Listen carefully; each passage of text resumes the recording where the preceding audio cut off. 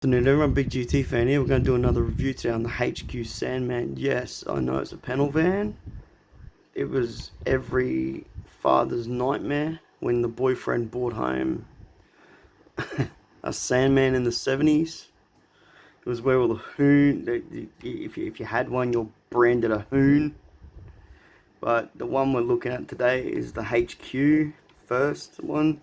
So when the surfing craze hit the 70s, well, there was a market in the HQ for all the surfies. So what they thought, like Holden went back to the drawing board and thought, okay, we'll put a few stripes on there, roof racks, surfboards, give it the GDS trim, and and it had, I think they were factory with the 253, or you could have the 308, and if you if you wanted the option, you could have just had a 6-cylinder like my dad had. My dad actually had one that was actually factory with a 6. It had a 173, I think, in that in it.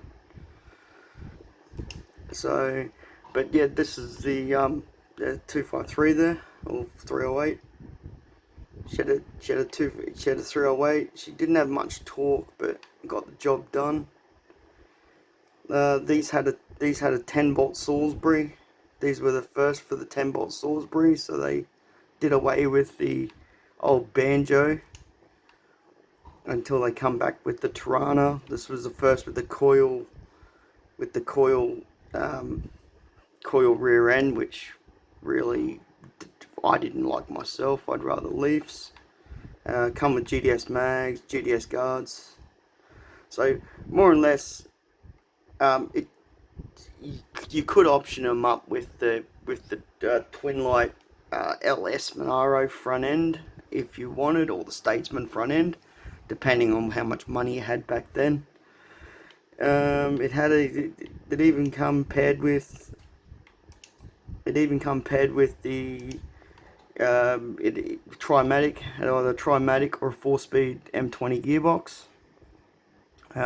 Disc brake front end was standard with all V8s, and HQ was the first to introduce the four-wheel disc brake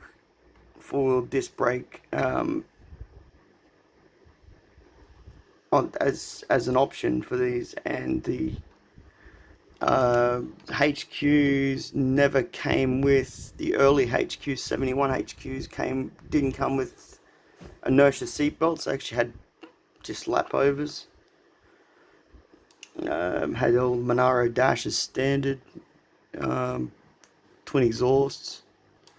But these were the craze, I remember panel vans back then. Everyone used to deck them out. They used to deck them out. They used to put furniture in the back of them, and I went to a van show and it was actually really good. So, but a lot of space. There was a lot of space in them as well. You never had a dull moment with a panel van.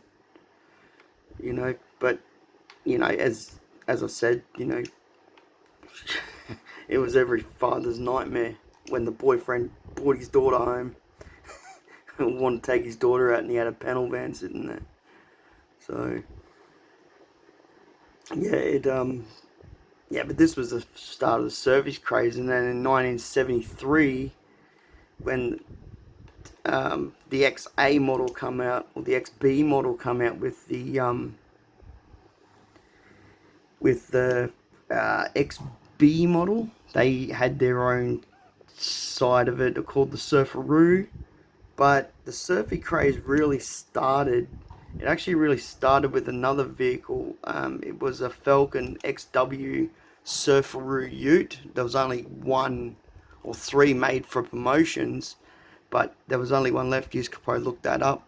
I haven't got that much information on it, but I know it exists. But that's what happened with the surfy craze. People, with Sandman boards, you could option with I think they had factory boards and everything for the show car. The Sea Witch had a Sea Witch show car with a surf sider. Had a big surf mural up beside it. But That's what people used to do with these. They used to go crazy. Like, how much space in the back there, you know? Like, I used to see them decked out. They'd have the arch, the arch up the front. They'd deck them out with speakers, bed, fridge, TV. Um, I've even seen some with dragons. There was another one called the Dragons layout. It actually had all medieval gothic stuff in it and stuff like van shows. They, everyone just loved them.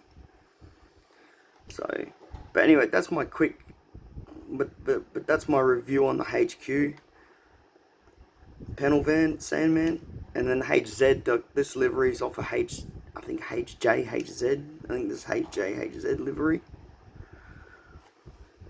So, anyway, I hope you enjoyed it, and I shall get back to you with another review soon. Thanks, Big GT Fan out.